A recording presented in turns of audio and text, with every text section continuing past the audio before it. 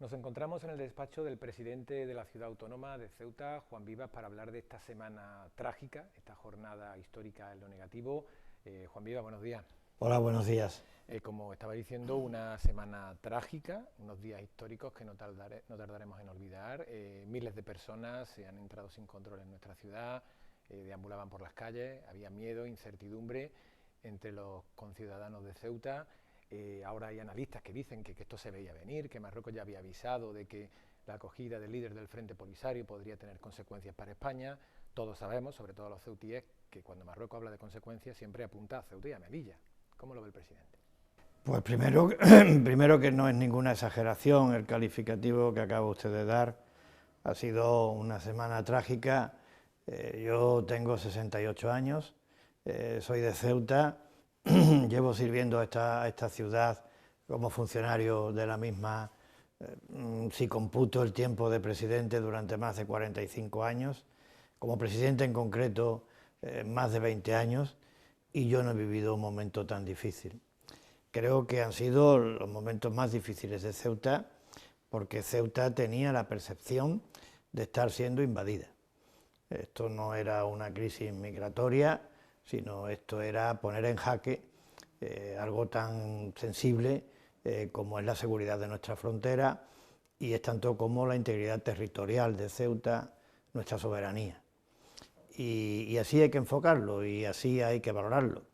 Y cualesquiera que sean los motivos que pueda tener Marruecos de malestar respecto del gobierno de la nación, contestando su pregunta, no justifica de ninguna manera que la respuesta sea poner en riesgo, poner en jaque un elemento y un factor tan sensible como es nuestra integridad territorial, como es nuestra soberanía.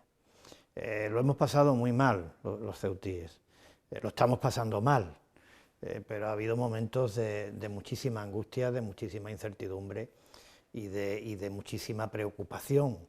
Y creo que el esfuerzo de todos tiene que ser ahora volver a la normalidad. La normalidad significa cortar ese flujo de acceso a Ceuta de manera indiscriminada e irregular. La normalidad significa garantizar la tranquilidad de los ceutíes en las calles, y la normalidad significa devolver a su país de origen a todo aquel que ha entrado en Ceuta de manera irregular. Y eso es lo que se está haciendo. Ha habido un despliegue muy notable por parte de las fuerzas y cuerpos de seguridad, cerca de 300 guardias civiles y policías nacionales que han venido a Ceuta a fortalecer la dotación propia de la ciudad. Se ha activado el ejército, que está teniendo un comportamiento, como siempre, admirable y ejemplar a la hora de cortar el flujo. Se ha recabado con la firmeza y la determinación que procede una actitud responsable por parte del país vecino para la aceptación de las devoluciones, y ha habido una presencia institucional en Ceuta al máximo nivel, con el presidente del gobierno a la cabeza y el ministro del Interior.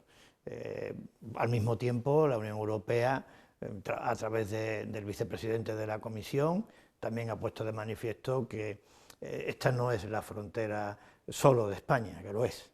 Esta también es la frontera de Europa, y que por tanto quien ponga en riesgo la seguridad de la frontera de Ceuta está poniendo en riesgo la seguridad de una frontera exterior de la Unión Europea. Un mensaje rotundo y categórico por parte de la Comisión Europea como nunca antes se ha visto. Ahora nos queda terminar de resolver la crisis, utilizando palabras del ministro del Interior. La normalidad se asocia a la devolución de quienes han entrado de manera irregular, y después pues poner todo nuestro empeño, todo nuestro entusiasmo para devolver a los ceutíes la confianza, la moral y la tranquilidad. Yo he recibido mensajes de toda España, de apoyos en el ámbito político, y muy significado del presidente de la oposición, del líder de la oposición, del presidente del Partido Popular, de Pablo Casado, pero de varios presidentes autonómicos, de muchísima gente, de gente anónima que se ha puesto en contacto y han dicho España en estos momentos está sangrando por Ceuta y toda España tiene que acudir en auxilio y en apoyo de Ceuta. Esto lo he percibido y creo que si algo positivo puede sacarse de esta tragedia es que Ceuta no está sola, que el resto de España está con Ceuta cuando Ceuta más lo ha necesitado. Habla usted de esa presencia institucional al máximo nivel con la visita del presidente del Gobierno, del ministro de Interior. ¿Cómo fue ese encuentro? Recuerdo que fue, no sé si llegó a una hora ese encuentro, es decir, ¿ustedes se sientan y son conscientes las dos partes de la tragedia que se está viviendo? ¿Hubo un acuerdo rápido? ¿Las dos partes tenían claro lo que había que hacer? ¿Hubo acuerdo, hubo desacuerdo? ¿O ustedes se sentaron y dijeron, esto no puede volver a ocurrir? Hubo una actitud de responsabilidad en el sentido de que, al margen de diferencias políticas, yo no pertenezco al partido del presidente del Gobierno y por tanto tengo legítimas diferencias con sus planteamientos, como estoy convencido que él las tiene que tener conmigo, que tampoco, como he dicho, somos de formaciones o pertenecemos a formaciones políticas distintas, pero creo que la llamada de la historia, y no quiero ser excesivamente pedante en las afirmaciones, pero creo que cuando se está poniendo en riesgo la integridad territorial de España, en última instancia cuando se está poniendo en riesgo la soberanía nacional, los poderes públicos del Estado tienen que reaccionar de una manera unida, responsable y bajo la lealtad institucional. Y esto fue lo que ocurrió.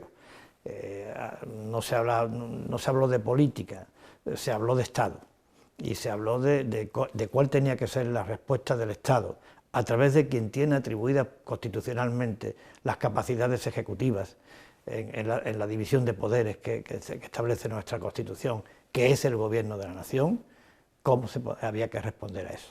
Se respondió con dispositivos, se respondió con medios, se respondió con la activación del Ejército, se respondió exigiéndole y pidiéndole a Marruecos que obrara en consecuencia y con presencia institucional. Eso creo que era lo verdaderamente importante. Luego las claves que hay que sacar de todo esto, las enseñanzas de cara a futuro, pues tenemos que trabajar conjuntamente para darle a Ceuta confianza, estabilidad y seguridad. Lo cual no quiere decir que renunciemos, rechacemos a unas buenas relaciones con el país vecino. Todos las deseamos, pero desde el respeto. Y el respeto implica el que no se puede poner en jaque la seguridad de la frontera, porque poner en jaque la seguridad de la frontera de una manera deliberada significa poner en jaque nuestra soberanía, nuestra integridad territorial, y eso es categóricamente inaceptable. Habla usted de la frontera. Ahora le voy a trasladar una pregunta que se hacen muchos ceutíes en la calle. Yo sé que usted no es el competente ni tiene responsabilidad en la materia. Los ceutíes se preguntan cómo se defiende la frontera. Una frontera que no es de Ceuta, es de España y de Europa. Hemos sacado una enseñanza de este hecho, es una frontera vulnerable, ya lo sabíamos, tiene carencias, ya lo sabíamos, pero este hecho ha demostrado que esto puede volver a ocurrir. Yo no sé si con el presidente del Gobierno ustedes habrán dicho esto hay que arreglarlo para otra ocasión. ¿Qué impide que esto vuelva a suceder, presidente? ¿Cómo se controla? Bueno, yo creo que la frontera es un hecho objetivo que se tiene que fortalecer a través de las infraestructuras adecuadas. Esto es una asignatura pendiente que tenemos desde hace muchísimos años. ¿El espigón quizás? Bueno, el espigón y todo tipo de infraestructura, de sistemas de videovigilancia, es decir, todo tipo de infraestructuras físicas y tecnológicas, la frontera inteligente que llamamos, bueno, dotar a la frontera de los medios que requiere su condición de frontera exterior de la Unión Europea en África. Es decir, la frontera tiene que funcionar conforme a lo que es y tiene que parecer lo que es. Por tanto, tiene que haber un esfuerzo en infraestructuras y también tiene que haber un esfuerzo en medios personales. Lo que no pueden hacer las infraestructuras lo tienen que hacer los medios personales. Y después tiene que haber una colaboración por parte del país vecino y ahí tiene que funcionar la diplomacia y advertirle al país vecino que también en ese clima de buena relación entre nuestras dos naciones, que tienen muchos elementos en común, no solamente el tema de la frontera de nuestras dos ciudades autónomas, otros elementos comunes que tienen que ver con el desarrollo económico, con la inmigración, con la seguridad, pues en ese ámbito de elementos prioritarios que tienen que marcar de manera inequívoca el contenido de esas buenas relaciones, tiene que estar también la frontera de Ceuta y de Melilla. Cuando usted habla de buenas relaciones, yo creo que Marruecos ya ha dado muchos ejemplos de que esas buenas relaciones no son posibles. Me refiero con respecto a Ceuta y Melilla. Se trata de un país vecino que considera que Ceuta y Melilla son parte de su Estado por derecho propio. Entonces, ¿no cree que esa creencia lastra que existan buenas relaciones con respecto a Ceuta y Melilla, me refiero? Bueno, nosotros le tenemos que dejar claro a Ceuta y Melilla, a Marruecos, que Ceuta y Melilla son España. Y creo que eso ya ha habido pronunciamientos con motivo de esta crisis concluyentes al respecto, por parte del Gobierno de la Nación, por parte del resto de formaciones políticas, por parte de las instancias europeas. Es que además esa reivindicación, que nosotros no podemos evitar que la hagan, pero no tiene sentido ni futuro. Es decir, eso lo tienen que saber el conjunto de los ceutíes, que por mucho que lo diga Marruecos, ni tiene razón, ni tiene ninguna posibilidad de que eso se consiga, porque lo dice la historia, porque lo dice el derecho, y porque lo dice la voluntad de los ceutíes, de todos los ceutíes, y esto quiero subrayarlo, con independencia de cuál sea el credo religioso, seamos cristianos, musulmanes, judíos, hindúes, no importa la etnia, ni el origen, ni el credo, todos los ceutíes consideran que Ceuta es España, es esencialmente España. Por tanto, está claro que esa aspiración, esa reivindicación, llamémosla como quiera, de Marruecos, hay que dejarle claro que ni tiene razón ni tiene futuro. Y a partir de ahí, respeto. Es decir, lo mismo que nosotros tampoco entramos en cuestiones internas de Marruecos, pues Marruecos tampoco debe de entrar en cuestiones internas de España. Y esto es España. Y por tanto, ahí creo que no se debe de aceptar ninguna intromisión. Ni esto tiene que ser un elemento que perturbe las relaciones. Nosotros no vamos a entrar en las decisiones soberanas que Marruecos pueda tomar acerca de las relaciones comerciales entre Ceuta y el país vecino, en su política aduanera. En esto no vamos a entrar, son decisiones soberanas, pero Marruecos tampoco debe, como decía, de poner en cuestión un tema tan fundamental como es nuestra, tan esencial, tan capital, tan vital como es nuestra integridad territorial. ¿Y qué opina el presidente de esos altercados que han ocurrido en Castillejo, de esa utilización de la población en este juego diplomático, en este conflicto diplomático? Hombre, yo lo que no... los agentes que antes le facilitaban el paso, claro, ahora se lo impedían. Lo que yo no quiero entrar tampoco, entiéndame, es en unas manifestaciones que pudieran aumentar tensión en las relaciones entre nuestros dos países.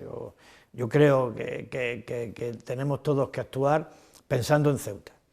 Es decir, que no quiere decir que seamos insensibles a lo que pasa en Marruecos, pero ahora mismo con la que tenemos en nuestra ciudad, el objetivo fundamental es proteger la seguridad, procurar la tranquilidad de los ceutíes, la normalización en la frontera y la devolución de las personas que están aquí de manera irregular.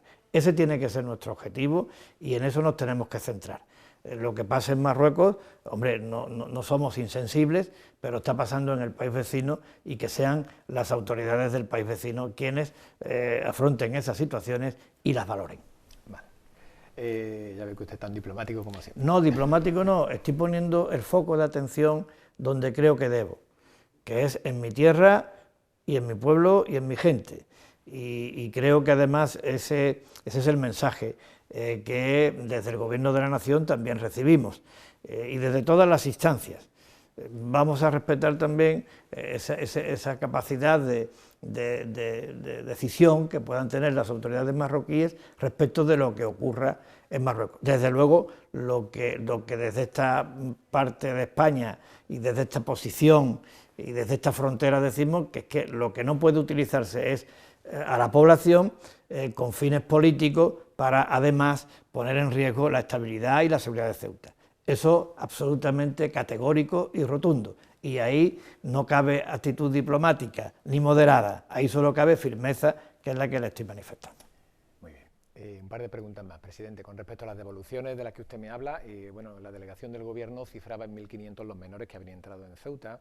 Era una cifra que aportaba el martes, si no recuerdo mal. Esa cifra no se ha actualizado, no sabemos cuántos menores han podido entrar, pero me gustaría preguntarle por este aspecto porque ayer se producía un hecho relevante, a mi modo de ver, en la postura del Gobierno central, y es que emplazaba al resto de autonomías a repartir la carga, es decir, hablaba de 200 menores que llegaron solos a Ceuta, menores de los que ya estaban aquí, no de los que han llegado, repartirlos en el resto de la autonomía. El Gobierno central reconocía que Ceuta tiene que contar con el resto de España, y el Ejecutivo de Sánchez también reconocía, bueno, abogaba por la reagrupación familiar, decía que había menores que habían llegado, que no sabían a qué venían y que no sabían las consecuencias de pasar la frontera. Esto, de hecho, avala las tesis que su gobierno ha mantenido durante años, ¿no?, que son la reagrupación familiar y la solidaridad del resto de autonomía, aunque sí le digo que hay algunas, como la de Andalucía, que parece que no está por la labor. Bueno, yo no puedo, empezando por el final, no puedo asegurar que Andalucía no esté por la labor. Yo lo que hemos oído es a un grupo político decir que no está por la labor, lo que me parece una actitud absolutamente insolidaria con el conjunto de España e insolidaria en particular con Ceuta. Yo no sé cómo una formación política, concretamente es Vox, porque vamos a andarnos por las ramas, porque si no me va a decir usted diplomático, yo no entiendo cómo una formación política como Vox, ante un problema como el que tiene Ceuta, pues resulta que diga ahí aquello, que los ceutíes se lo arreglen como puedan, que yo aquí no quiero saber nada. Afortunadamente es una posición marginal. Esto no se corresponde con lo que está ocurriendo en general, en todas las formaciones políticas y a nivel institucional.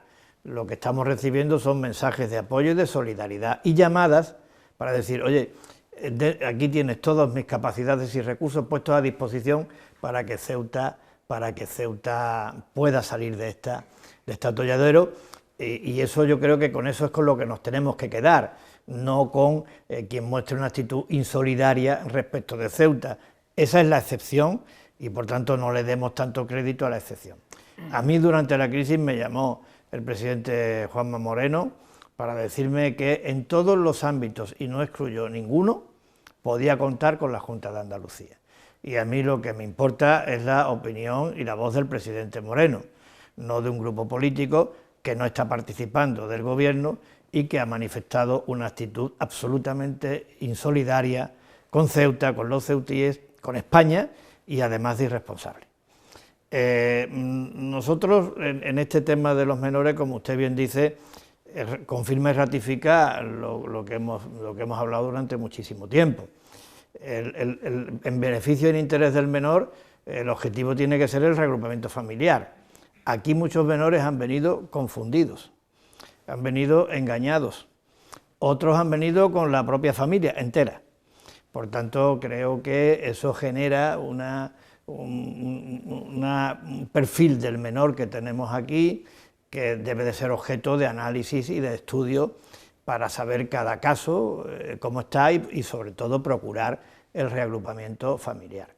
Después, cuando surge un problema de esta naturaleza, pongamos que sea la cifra esta de 1.500, ahora mismo estamos hablando de los que tenemos más o menos testados, todavía no puedo dar una cifra definitiva, pero podemos estar hablando de entre 700, 800, que sepamos, porque es verdad que esto ha sido una avalancha y la avalancha trae como consecuencia el caos, eso es indudable. Usted me pregunta a mí, no menores, sino cuántas personas han entrado y lo que hay son estimaciones, pero nadie sabe a ciencia cierta las personas que han entrado, entre otras cosas porque era imposible saberlo.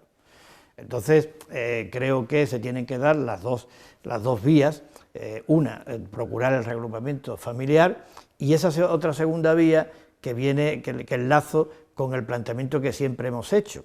El problema de los menores no acompañados no es un problema de las fronteras terrestres o marítimas de España, es decir, no es un problema de Ceuta, de Melilla, de Canarias, de Andalucía incluso, es un problema de toda España, es un problema de toda Europa, y desde esa perspectiva se tiene que enfocar, y por tanto los costes derivados y las capacidades que hay que aplicar y que hay que llevar a cabo y que hay que emplear para la acogida de estos menores tiene que ser repartida entre todas las comunidades de manera solidaria, de manera justa, de manera razonable. Por darle una cifra, nosotros, si a resultas de esto Ceuta tuviera 1000 menores, vamos a suponer, entre los que han llegado en estas últimas 24 horas o en estas últimas horas y los que ya estaban, y en toda España hay 10.000 menores marroquíes no acompañados, hombre, no es razonable que una ciudad de 85.000 habitantes tenga el 10% de todos los menores que tiene una población de 47 millones de habitantes.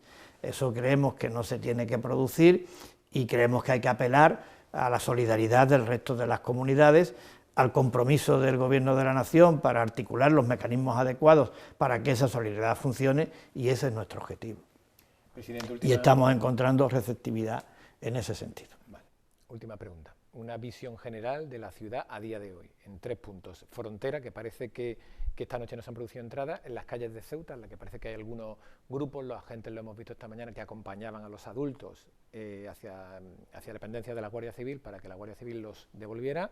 Los menores no, los menores seguían merodeando por ahí, por las calles, y la nave del Tarajal. Me gustaría que me hicieran un repaso de esos 3 puntos. Bueno, pues yo creo que todo eso forma parte de la estrategia dirigida a la vuelta a la normalidad. En primer lugar, lo que había que hacer era evitar la entrada, el flujo de entrada de personas, como digo, de forma masiva, de forma irregular, de forma indiscriminada. Y bueno, a mí me han pasado esta mañana una foto de cómo está la frontera del Tarajal, y esto se ha conseguido, es decir, creo que el flujo de entrada se ha cortado, y esto se ha conseguido pues gracias al despliegue policial que se ha llevado a cabo, como he dicho, a la intervención del Ejército, y también a que Marruecos ha vuelto a colaborar en contener ese flujo de personas que puedan pretender llegar a Ceuta de manera irregular. La siguiente cuestión, la devolución. Pues efectivamente se está procediendo a la devolución de las personas que han entrado de manera irregular.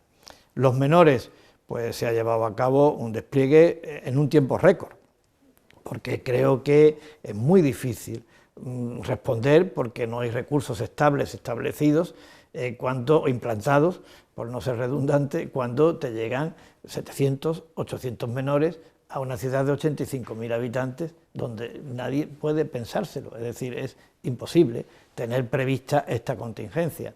Se ha reaccionado de una manera muy rápida, reparando los desperfectos, acondicionando nuevamente las naves que hay en el Tarajal, rehabilitando las instalaciones que ya teníamos desafectadas de Piniers, y estableciendo ahora varias alternativas todavía no decididas para establecer otros recursos extraordinarios en el que puedan distribuirse los menores. Por tanto, una respuesta diligente, rápida y acorde con esta situación de excepcionalidad y esta presión impensable que hemos tenido en tan poco tiempo y que nos ha obligado a actuar de esta forma. Y también contacto a nivel nacional para procurar que el Gobierno de la Nación y el resto de las autonomías puedan apoyar y auxiliar y socorrer a Ceuta ante esta presión absolutamente inédita en nuestra historia, de Ceuta y de España.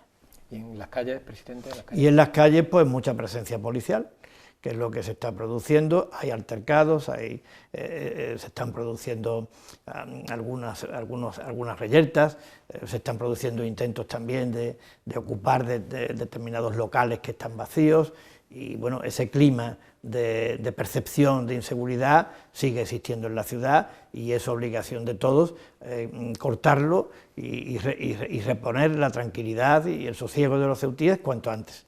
Y me consta que los cuerpos y fuerzas de seguridad del Estado, junto con la policía local y junto con el Ejército, en frontera y donde haga falta, pues también están actuando con ese objetivo de devolver la normalidad y la tranquilidad a los ceutíes, que es un pueblo que se lo merece, porque este es un pueblo de una categoría enorme, sufridor, donde los haya. Tengan en cuenta que a pesar de esta situación que estamos viviendo, no ha habido ni el más mínimo comportamiento de rechazo, de xenofobia. Esto demuestra nuestra categoría. Y yo estoy aprovechando también que hemos estado en las primeras páginas de todos los periódicos y que hemos abierto telediarios y programas radiofónicos de máxima audiencia para poner también en valor la categoría del pueblo de Ceuta. Un pueblo que vive por y para España, un pueblo que con una capacidad de sacrificio, de resistencia, de coraje, de valor verdaderamente admirable, y un pueblo también que lleva a gala el activo de la convivencia. Unidos para defender nuestra integridad territorial, unidos para defender nuestra soberanía, unidos para defender la seguridad de nuestra frontera, como le decía al principio, con independencia de la ideología, del credo religioso o del origen étnico. Estos hechos tan dramáticos, tan duros, ponen a prueba también la categoría de un pueblo, y Ceuta está demostrando ser un pueblo muy maduro. Pues presidente, nada más, un placer que nos haya recibido, desearle suerte en la gestión de esta crisis en lo que respecta a su ámbito competencial y sobre todo suerte a nuestra ciudad, para que recupere el impulso sin miedo, sin incertidumbre y sin injerencias de nadie. Yo les agradezco a ustedes la entrevista y les agradezco el trabajo que están realizando para transmitir al conjunto de los ciudadanos de Ceuta que de esta vamos a salir, que nos lo han puesto muy difícil, que ha habido momentos críticos, muy críticos. Le decía al principio de la entrevista y ahora les reitero, en mi dilatada experiencia y en mi condición de ceutí veterano, yo no he visto un momento tan difícil en Ceuta, pero creo que estamos en el camino de poderlo superar y que a partir de ahora todos los medios de comunicación y de una manera particular el medio público, que lo es de todos los ceutíes, tiene que inyectar confianza, moral y ánimo, porque de esta también vamos a salir adelante. Muchas gracias, presidente. Muy amable. Bueno, pues vamos a devolver la conexión a nuestros compañeros en el programa Conectados. Ya lo han escuchado, el presidente pide confianza y da ánimo a los ceutíes. Adiós.